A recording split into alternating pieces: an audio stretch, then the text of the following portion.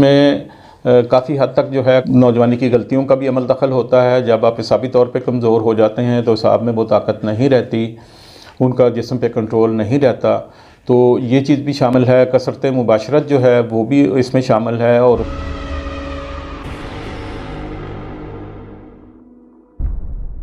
बिस्मिल्लाहिर्रहमानिर्रहीम, मैं हूं सैयद मुमतराक महासन शाही। आप देख रहे हैं हमारा यूट्यूब चैनल शाही तबीब। ऑडियंस, हम बात कर रहे थे पिछली एपिसोड में राशा के बारे में, जिसमें हमने ये बताया था कि राशा बीमारी जो है ये क्या है, और उसके साथ ही ये बताया था कि इसकी अलामात क्या हैं, आप कैसे शनाख्त कर सकते हैं कि ये राशा का मरीज़ है या इसको राशा की बीमारी है, उस हवाले से।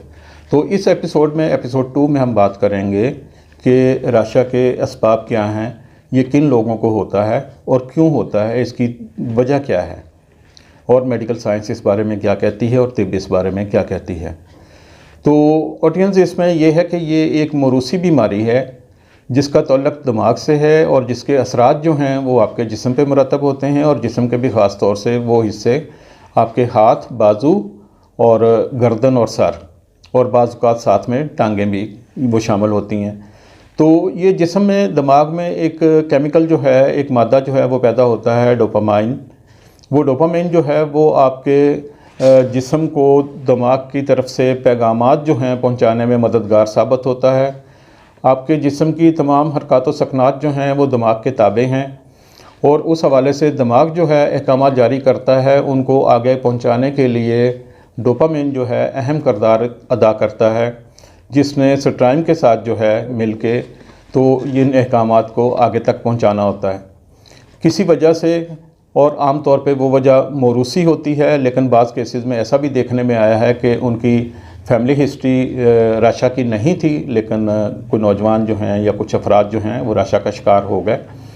तो इस वजह से उसमें आम तौर पे ये होता है कि बलगमी मजाज जो हैं, जो ठंडी तबीयत के, जिनके जिस्म में बरूदत ज़्यादा है, बलगम का गलबा है, तो वो लोग इसका ज़्यादा शिकार होते हैं। उसमें इनका दिमाग जो है वो बलगमी मादों की वजह से जो पैगामात पहुंचाने वाले न्यूरोट्रांसमीटर्स होते हैं, तो उनकी कारकर्दगी को मुतासर करता है। वो अपने अहकामात जो है वो प्रॉपरली पूरे जिस्म को नहीं दे सकते, और जिस्म जो है एक मरकज़ की तरफ से पूरे कंट्रोल में नहीं रहता, तो उसकी वजह से उसकी गैर इरादी हरकत जो हैं वो होना शुरू हो जाती हैं, जिसमें हाथों का कांपना जो है, और अपने अंगूठों को उसको इस तरह गुलाई में मतलब घुमाते रहते हैं, या हाथ कपाते रहते हैं, और इसी तरीके से गर्दन जो है और सर जो है वो हिलता रहता है।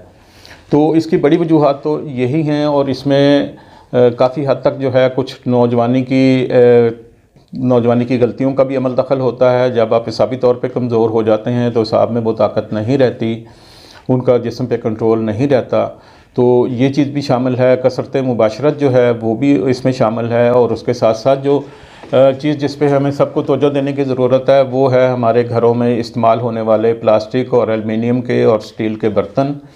और ये जो चीज़ें हैं ये भी राशा की बीमारी में अपना किरदार अदा करती हैं। ये केमिकल से बनी होती चीज़ें हैं, और ख़ास तौर से जो आप सिल्वर के, एल्युमिनियम के बर्तन जिनमें आप पानी फ्रीज़ करते हैं अपनी फ्रिज में, और प्लास्टिक की पेट की बोतलें जो आम तौर पे दोबारा से इस्तेमाल की जा रही होती हैं, मशरूबात की बोतलें, उन्हीं में पानी डाल के फ्रिज में रख दिया जाता है।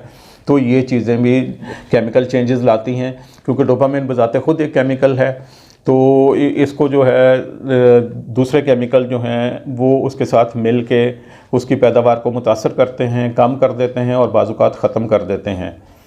आयोडीन मिला नमक भी जो है अहम किरदार अदा करता है, और जो रोज़मर्रा में हम दूध इस्तेमाल कर रहे हैं, जिनको ख़ास तौर से भैंसों का दूध, वो वाला दूध जो देहात से आता है, और उन भैंसों को दूध लेने के लिए एक इंजेक्शन लगाया जाता है जो एक हार्मोन है ऑक्सीटोसिन। तो वो इंजेक्शन लगाने से भी वो दूध जो है जहरीला हो जाता है और इंसानी इस्तेमाल के काबिल नहीं होता, लेकिन वो हम लोग इस्तेमाल कर रहे हैं।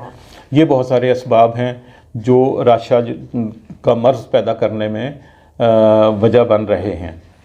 तो ये आप देख रहे थे हमारी एपिसोड 2 राशा के हवाले से। तो हम बाकी जो मामलात हैं उसके बारे में आपको अगली एपिसोड में इंशाल्लाह बात करेंगे। तो आप देखते रहिए शाही तबीब चैनल।